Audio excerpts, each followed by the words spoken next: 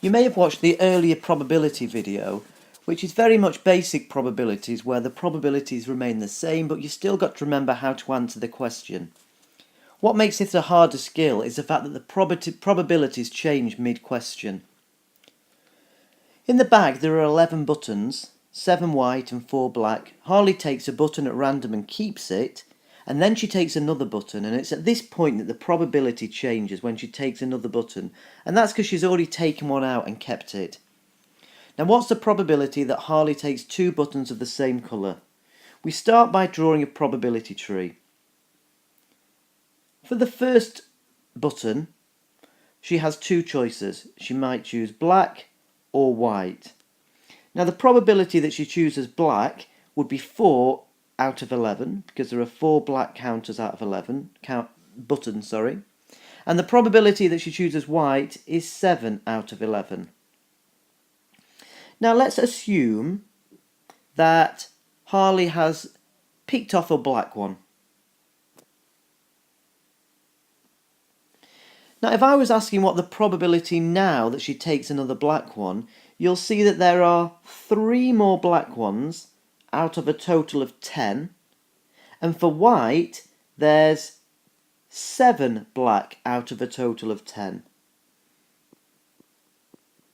And that's going to be the probability that I'm going to now use in the next part of my tree.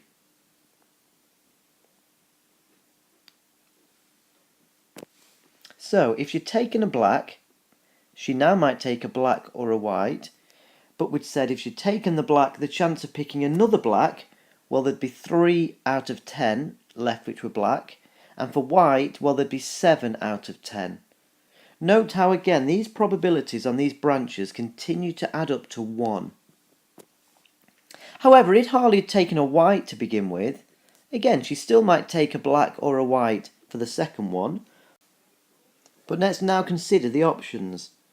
Well, if you'd taken a white, as we're now having to look at, there would be 1, 2, 3, 4 blacks out of 10. And how many whites? 1, 2, 3, 4, 5, 6 out of 10 whites. Okay, so this is our probability tree now filled in. And now the important thing is to work out which branches on the tree we're going to use in this question. Okay, so the question wants to know what's the probability that Harley takes 2 of the same colour. Well, this one would be black and a black, so that would be 2 of the same colour.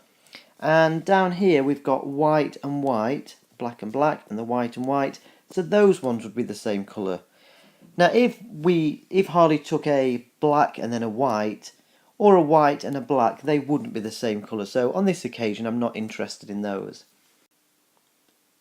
Now remember, at this point when I'm working out probabilities at the end of a branch on a tree, I need to multiply the probabilities.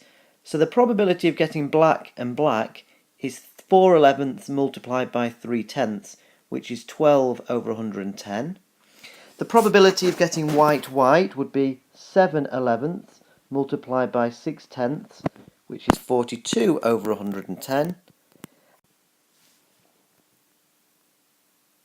And finally, to work out the overall probability of the black or the white, I simply add up my 2 probabilities, and 12 over 110 add 42 over 110 gives me a grand total of 54 over 110. And lots of people ask me if they have to simplify that. Well, it doesn't ask me anywhere in the question to simplify any part of the question, so no, we can leave our answer just like that. Okay, so here's a very similar question for you to try, involving 20 biscuits in a tin, someone taking one out and eating one, and then doing the same again, all at random. Have a go at this one, and pause before you see any part of the answer. Okay, we needed to start by making a probability tree, and then we needed to add the original probabilities on, and then the probabilities assuming that Ben had taken a plain chocolate initially. That would have left us 11 out of 19 plain, and it would have left us with the full 8 out of 19 chocolate because all the chocolates remained. However, if Ben had taken a chocolate one to begin with, he'd then be left with 12 out of 19 plain, and he'd now have 7 out of 19 chocolates. Again, just always note that the probabilities on each branch should always add up to 1. So what's the probability that Ben takes at least one chocolate biscuit? Let's consider the options. So, if Ben took a plain biscuit and another plain biscuit, he hasn't had a chocolate biscuit, so that isn't going to be one of my options. If he took a plain biscuit and then a chocolate biscuit, he's had at least one chocolate biscuit, so I'm interested in that outcome. If he takes a chocolate biscuit and then a plain biscuit, again, that's at least one chocolate biscuit.